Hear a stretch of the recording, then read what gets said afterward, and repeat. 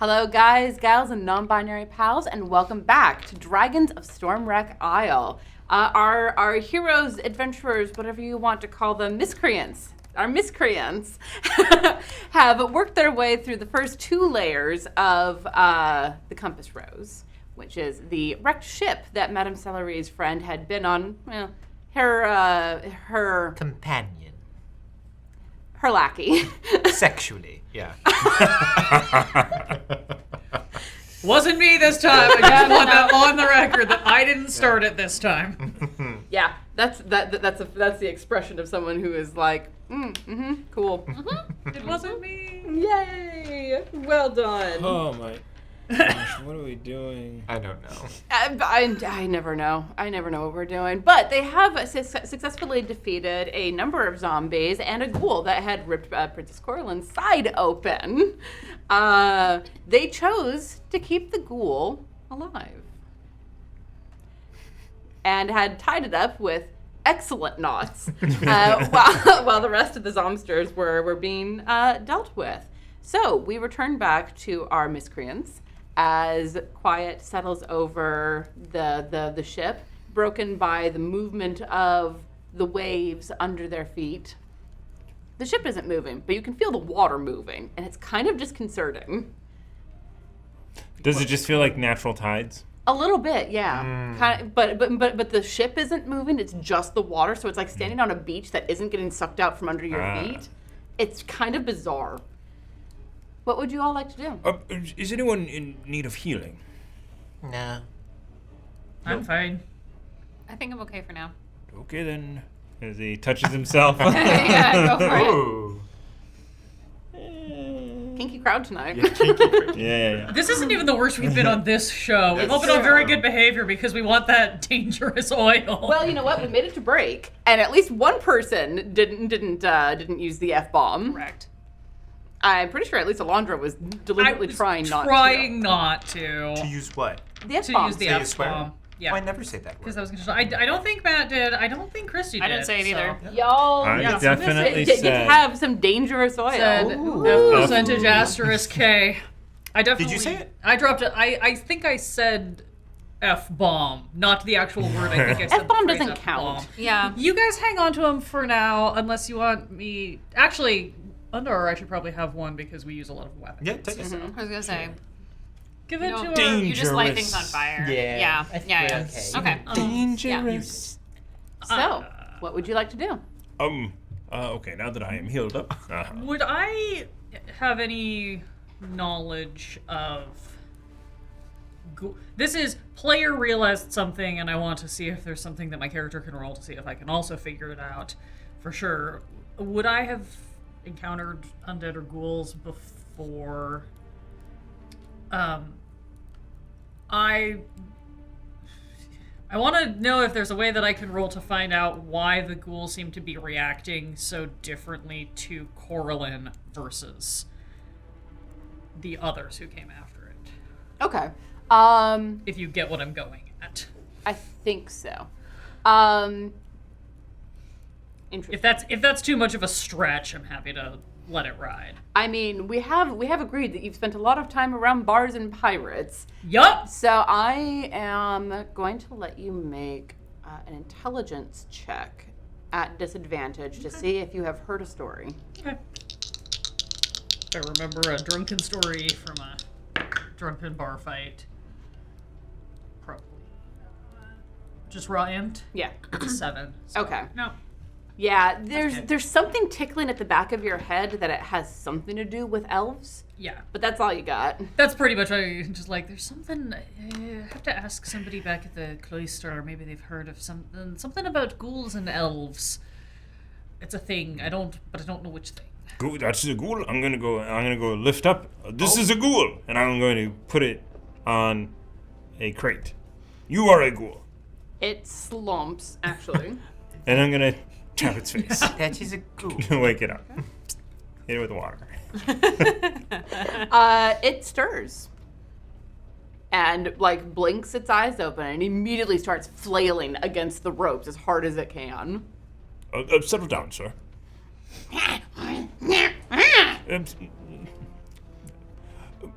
Hello. My name is Officer Cadet Undar Pomo. How do you do?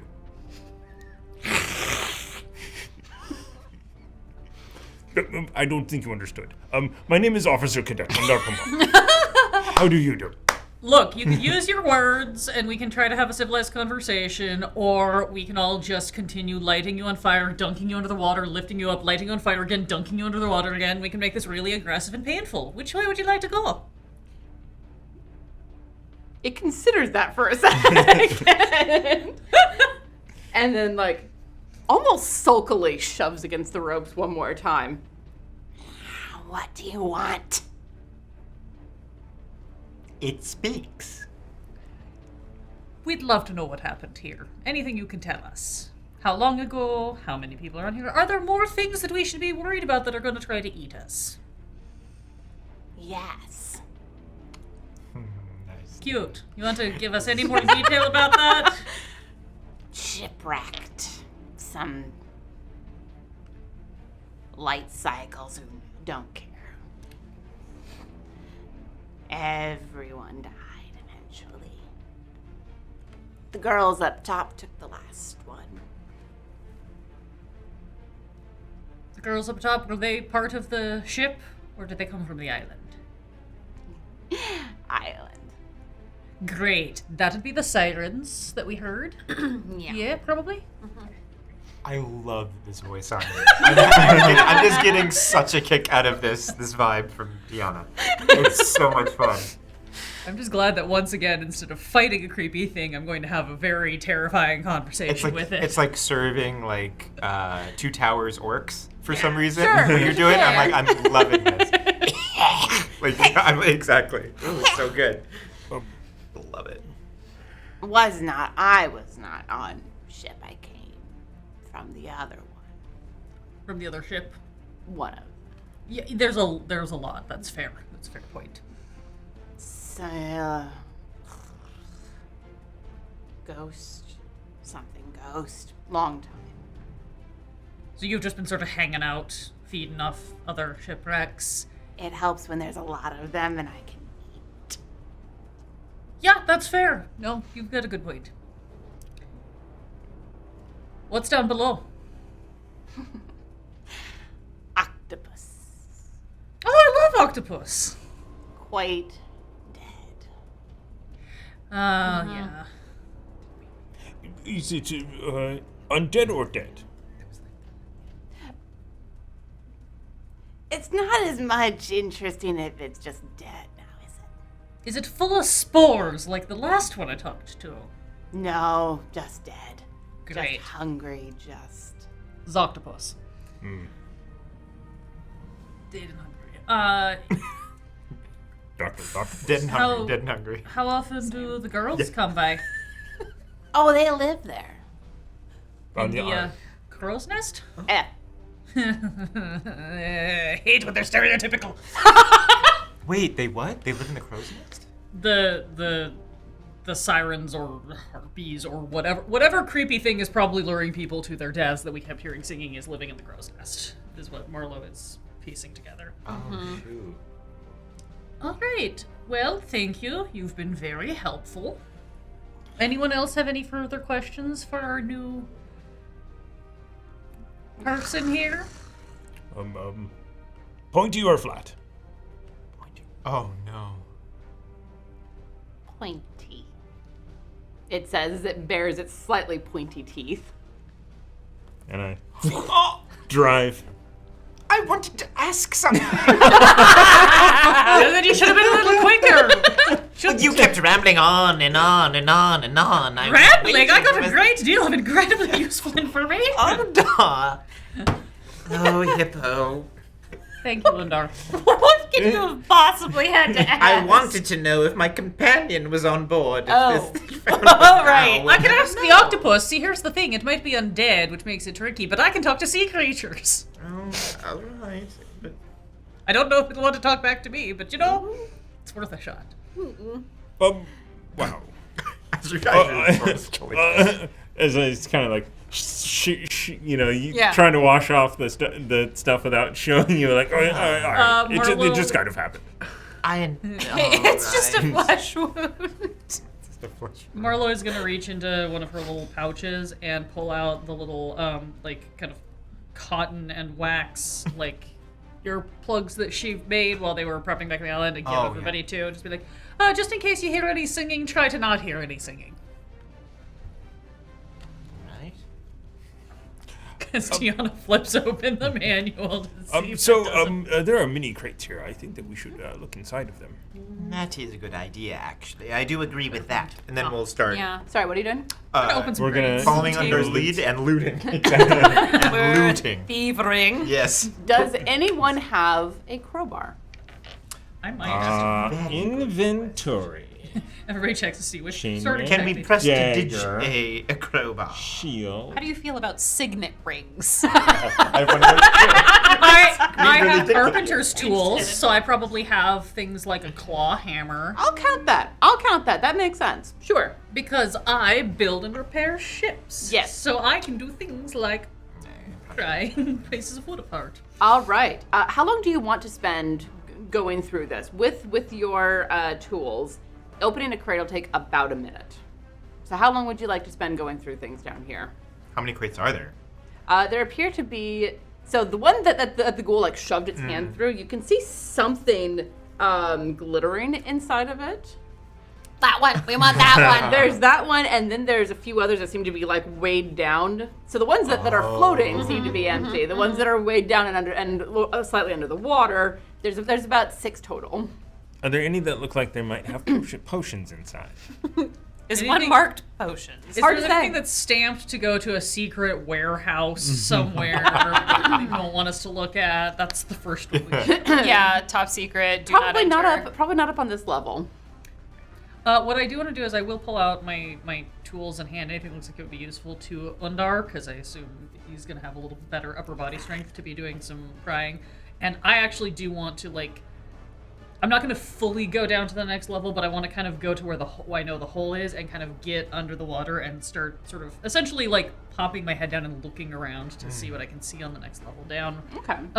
Kind of serving as lookout for the zombie octopus, as well as just getting an idea. of Coralynn what's is going to be going on. behind you, ready to grab your belt or whatever. Love it. Remember, I have no strength. Thought means a lot. Knowing that you would not immediately abandon me to my fate. No, You would probably at least not. be like, oh, well, there she goes. I tried. Does anyone see her shoes? They weren't that great. That's I'll that take one. them anyway. That's celery you're thinking of. Yeah, I know. Hello. So Yeah, I like how everyone was calling my character the witchy character. yeah. So looking down, it's murky down here. So even being able to see in the dark and see through water, it's pretty murky. But you do, I mean, you know currents, and you know currents along reefs and dangerous places for ships to go. So feeling out the rhythm of the water, and remembering that Undar said that he could feel the undead presence, which implies that it's near an open thing. Uh-huh. You can pretty accurately pinpoint the undead octopus thing being right about there, hanging out where the ship is broken along the hull. Where it can pop in and out. Exactly. Got it. Okay. Very, very nimbly. Cool. Yeah, I'm just gonna kind of then feel the currents, see if I sense any movement, like if there's like other zombies shambling around that are disrupting the current pattern, or if there's other just like general, fish or eels, like anything else normal sea creature that is around here that I might be able to gently chat with. Not expecting anything. No, there's nothing that's alive down here, but you also, with your senses from from being in water, you also, well, I'm not going to say that. Make me a perception check, please. Yeah, as I say, Regular, because you're a sea elf. see if that beats my passive. It does. 17. Okay. Listening down very, very hard and like feeling out the rhythm of the way that the water is pulling on the crates down here, you don't hear anything that sounds like a zombie. You're pretty familiar with like that shambling sound now. Right. And you also kind of intuit that they're not smart enough to actually like swim. So you get the impression that if any were down here, they'd be floating up against like the roof of the hold. Yeah, exactly. But also looking down below you, you see the wheel of the ship, and on top of it, there's a heavy locked chest. It looks heavy, like it's holding down the wheel. Well, I was gonna say the wheel itself should not have been heavy enough to break through, so that makes sense. Yeah, the wheel. Alright. The wheel you think was heavy enough that when the sun bleached wood gave way, but then it crashed into what was below it, and the heavy crate. Yeah. Crash, crash, crash. Cool. All right. I'm gonna assess all of that, kind of get as much of the layout as I can see through the murky water, and then I will sort of pop back up to see what they have found in the crates before I relay any information. All right. How long do the three of you want to spend going through crates? Honestly, Madame Celery will stay here as long as it takes to open each one of these crates. Yeah. Okay. Yeah. So then, over the course of the next 6 minutes, you find, if anyone is ready to take notes, Yes. Other possessions. Yeah. you find 5 bottles of fine wine worth 10 GP each, packed in straw, plus 1 broken bottle.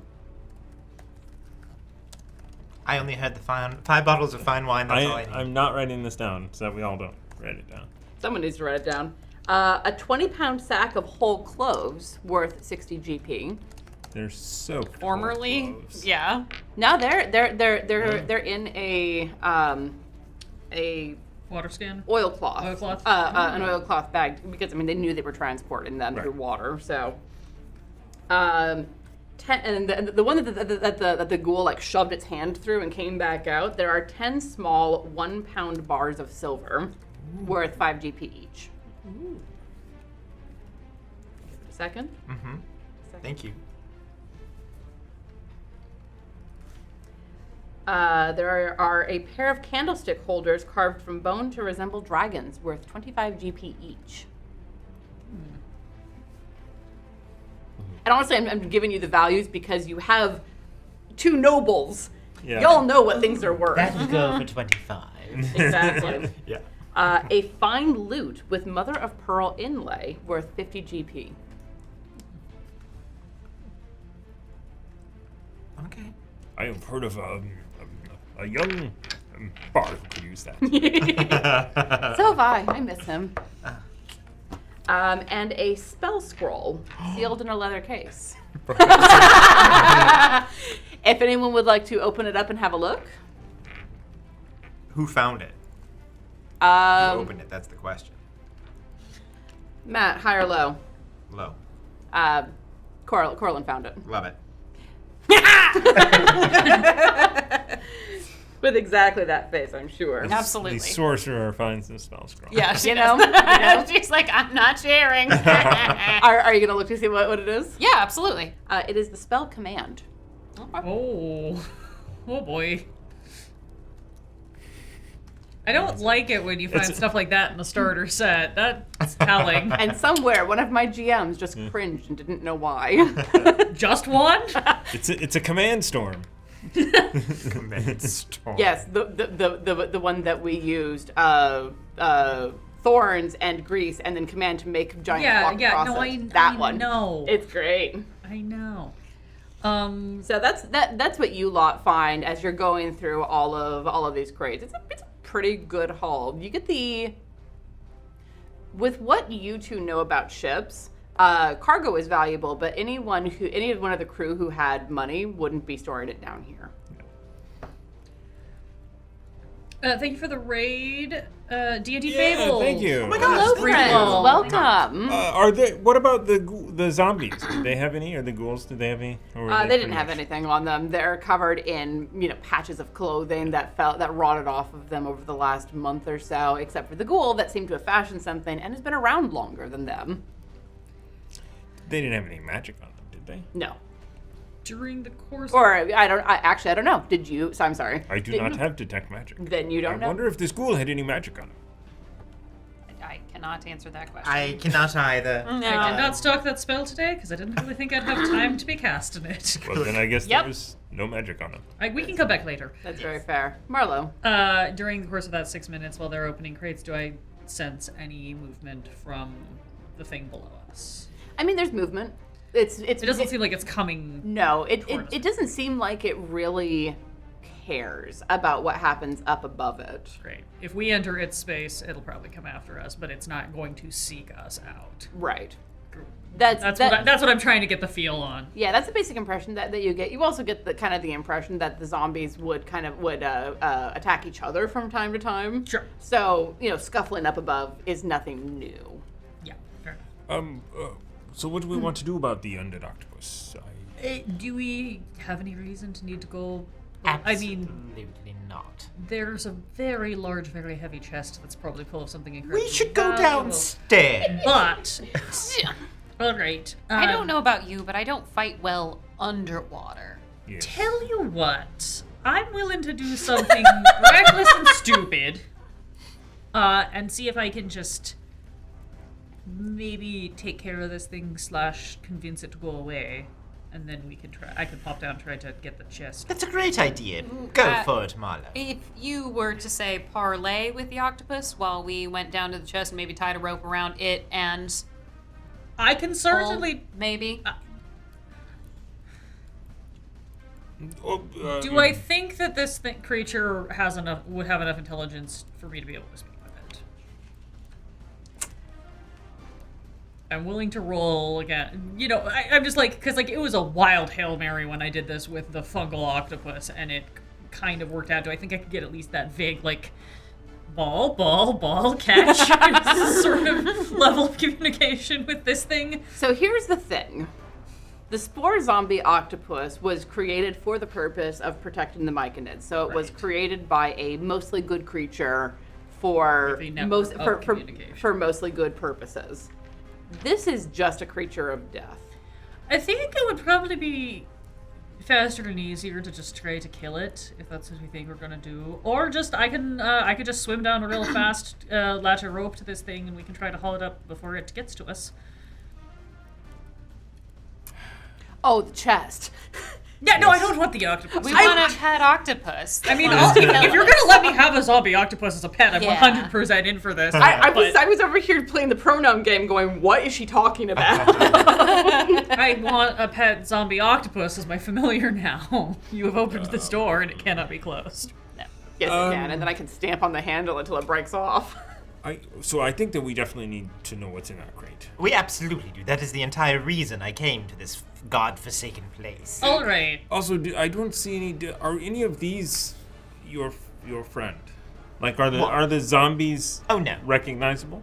I think because I had asked, but I don't think that... You haven't seen. these Crunk. ones up close. You haven't seen Crunk. And I would know who it is because it's a 52-inch chest with a 30-inch waist, and none of these creatures look like that. So I'm going to do something very stupid. Go on. Marla's going to tie a rope around her waist and give the other end to Undar and say, just hang on to this. You might need to pull me out quick. I'm going to cast Sanctuary on myself. And then I'm going to dive down and try to pick the lock on the treasure chest. I also have another. Is that compatible with mage armor? I don't think you can cast Mage Armor on somebody else. I can touch it on a willing creature who isn't wearing armor. I'm wearing armor. Never mind. I mean, you're diving. She's wearing a lot of armor. I'm wearing a lot of armor. Okay. That's why the rope. That's why Undar has the rope so that I don't have to take my Very armor well. off. Sounds Carry good. on. But before you go down, I will cast Bless. Okay, that is good. On you.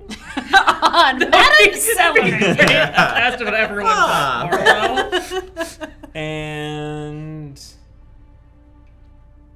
you two. what does it do?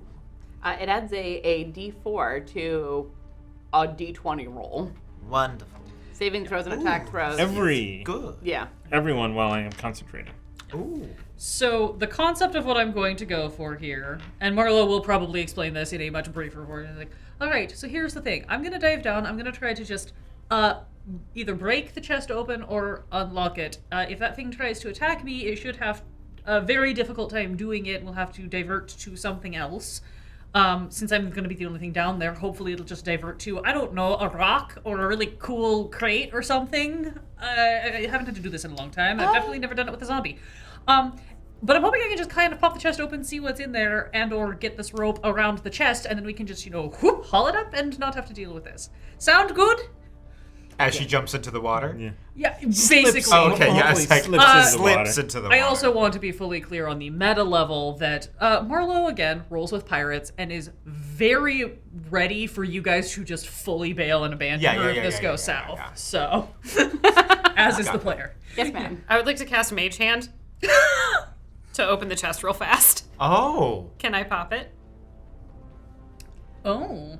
Interesting. While she's talking, you're just like, you slip your hand I mean, that in makes the it a water. lot faster. This is for two me where to it's one, get what I I'm can saying. see what's inside. If it's worth it, then my hand can just wave around and be like, ooh, octopus! Yeah. What's the range on that? The range is 30 feet. Here's the funny thing. It's not locked. That's even better. That was my concern. I was going to go down yes. because I was feeling like I might have to pick the lock That's or fair. break it open. So Yeah, you are able, while Marlo is explaining her This is brilliant so plan, funny. you're able to like reach down with These the two. mage hand and flip the catch open and push it. why wouldn't you lock it? That's a terrible idea. Maybe it It's a- started locked and it got unlocked as it tumbled. And then It is a struggle to get it open with a mage hand because Okay. mage hand can lift 10 pounds. Right. Especially lifting against water. It's a bit of a struggle. Okay. But you are able, after a few seconds, to haul this thing up. Okay. And an air bubble floats up out of the chest. And there seems to be a package wrapped in oilcloth and sealed that floats up toward you. Looking down into the open chest, you also see several pouches and what looks like a pair of boots. Ooh. I like boots. But the floating packet comes up to you with this air bubble. Whoop!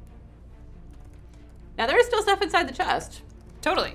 but you do have this book thing, maybe? Dear Coralynn. Book thing? Madam Celery is gonna start. Dear Coralynn, that thing you just did with that hand, do you think you could continue to do it with Marlo's those- gonna dive down the chest. No, it's still She's not- going. not It's this. still going. I was gonna say, I don't think, is that, I mean, just pulling each pouch one by one is not a bad idea. Yeah. yeah. You stop me in time because Marlo's not gonna wait for more conversation about this. Well, it No. wasn't like conversation. It was more like trying to be like, just do it. You know, like trying to be. Sultry. as A mage sultry hand as- appears next to your face. Right, well, since done. it seems like we've avoided having to pick the lock, this does seem like a viable option. I'll stay here on the edge of the hole in case the octopus comes because it's still going to have a harder time attacking me than anyone else right now. I agree. Now Fair start enough. taking inventory. She'll pull out a pen, like she'll like manifest a little like quill in her hand, and then a piece of paper in the other. And when things start floating up, she's gonna start opening things and Yeah. like, just taking stock of what's floating to the. All right. As the mage hand, so the mage hand is able to like grab Yes. the I can- pretty much everything that's in there because it's up to 10 pounds and the things that are in there do not weigh that much. Perfect. As they float up, you see that there are. You're an elf. You recognize Boots of Elven Kind instantly. My brand! Boots of Elven Kind are clutched in the mage hand along with two pouches, one of which jingles and one of which sounds like there's stones inside. When you open it up and take inventory, the pouch contains 55 GP, and there are 3 turquoise stones in the other one, worth 10 GP each. Ooh. And there is this wrapped packet, but that seems to be all of use in this particular chest. So it seems like the chest itself is what was so heavy that it caused, not supposed to the contents. Okay. Well, what's Exactly. wrapped in this oil thing? The oilcloth. Yeah, what's wrapped in the oil cloth? There appears to be a journal. Open to a couple, just like thumb through some pages very carefully because I'm sure it's Yeah. wet. It's not actually because it was wrapped air in bubble? this Oil. oilcloth, The oil and cloth. the air bubble kept it Work. safe. Still carefully though. Still Yes, carefully. very much so. So, you see like a piece of fabric tucked into what was probably the last entry. There's 2 entries in here. one that entry. There's a torn out piece of paper that is slipped into this area that also works as kind of a bookmark. It's in a different hand than the page that's opposite, as if this person was scrapbooking with someone else's journal. Yeah. So the one that is in a different hand. Ooh. 19 Tarsak. Our journey is ended, though I fear my own is to continue in the most horrible way imaginable. Grey Ghost wrecked on a shoal south of Neverwinter. Many sailors perished with the initial impact, and Althea was gravely injured. As I tended her wounds, she clutched her talisman and breathed soft prayers. I asked her what the talisman signified. She told me love. Her husband waits for her at Dragon's Rest, having pledged his service to the dragon there. The talisman is made from locks of their hair, woven together as a promise to be reunited no matter what fate might befall them. It might have been a beautiful story, had it not been for Althea's gruesome end, and the words of the prayer I heard as she breathed her last. For she was begging Orcus, the Prince of Undeath, to reunite her with her husband. I held her hands as the breath left her, and I felt a horrible chill pass through her. Next I knew, she was sinking her teeth into my neck. At the same moment, I heard moans begin to rise from the dead sailors all around us. What curse has she brought upon us all? Already I feel a creeping chill overtaking my body. I am securing her talisman with this book in my chest in the hope that someone who comes after us may end this nightmare by bringing Althea's talisman to her husband. That was in the piece of paper. That was the piece of paper that had been ripped out from a different journal, you guess now, and placed in this one. What's in this journal? In this journal, 25 chess, which was the month that you sent them. When this journal fell into my hands, it seemed like an act of the gods.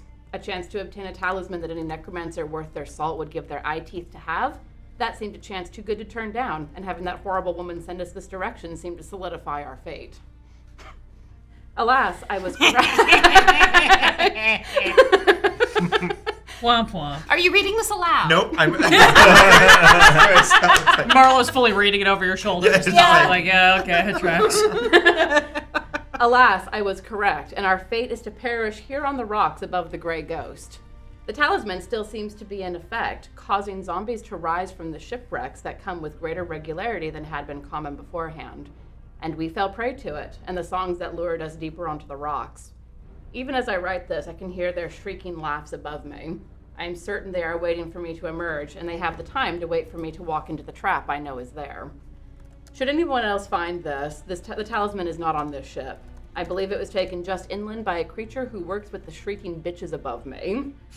I saw evidence of large claws around this book, and evidence that its lair is close.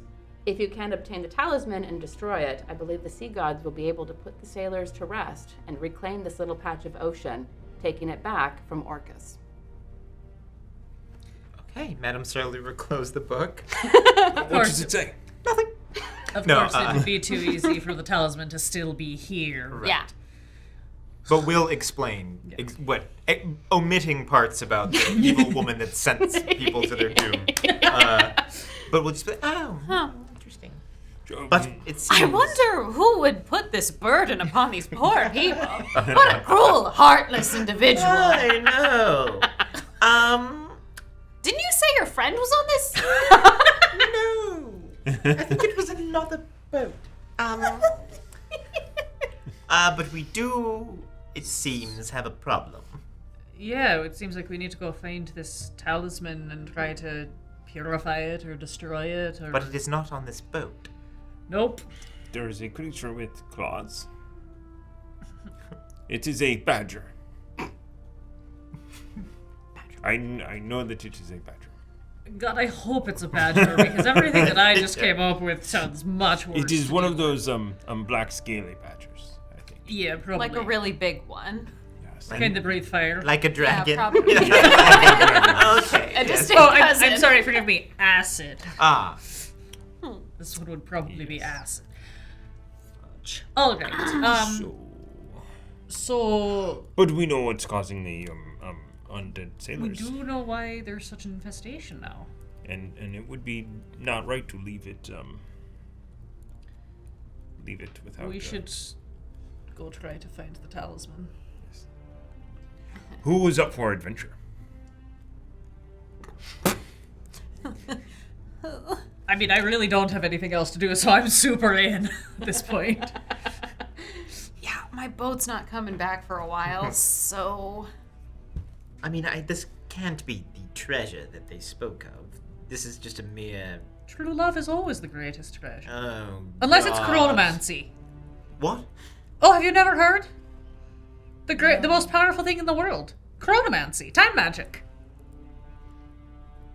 Time magic. I'll explain along the way. I can't do Brennan's voice, or I would totally go into that. We could just back this whole thing up and never have a problem to start with. Yeah. So, it does sound like there may be a dragon working with these harpies. So.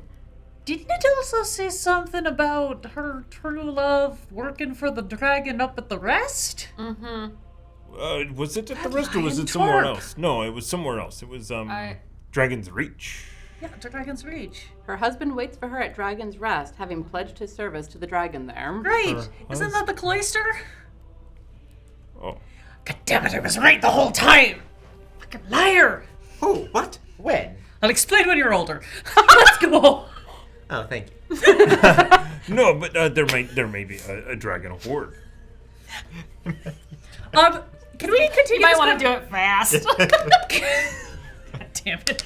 Can we continue this conversation maybe away from the zombie octopus and also maybe away from the siren harpy, whatever bullshit's living up in the crow's nest? Yes. And or should we go up and maybe Deal with that? deal with that before it becomes more of a problem? That was my thought. Yeah. We should, yes. Yeah. Right. What would you all like to do? Completionist brain wants to swim through the bottom deck, but I don't want to fight the zombie. Yeah. So.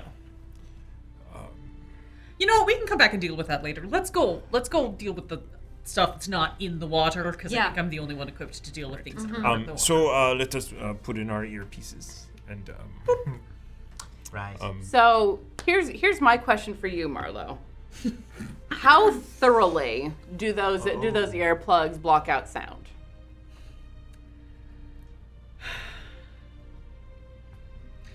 I think she would make them, because it's like wax and cotton, so I think they could be modified. The idea being you stick them in and you can kind of get partially deaf, but it's wax, so it's kind of warmed up. So then if you're like, oh no, this is a problem, when you get there you can shove your thumbs in and seal it off. Okay. Does that make sense? It does. Yes.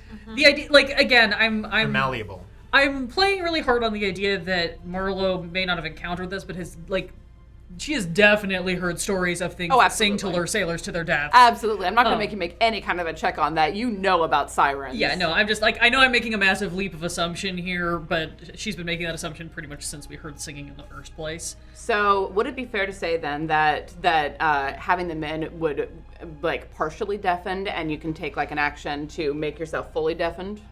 I think that seems reasonable, and I think also that she would recommend we should probably go in with these already in place, and if we have to, maybe everybody but one of us goes full deaf, because the one person's going to be in trouble, but if the other three can, we can tie ropes around waist.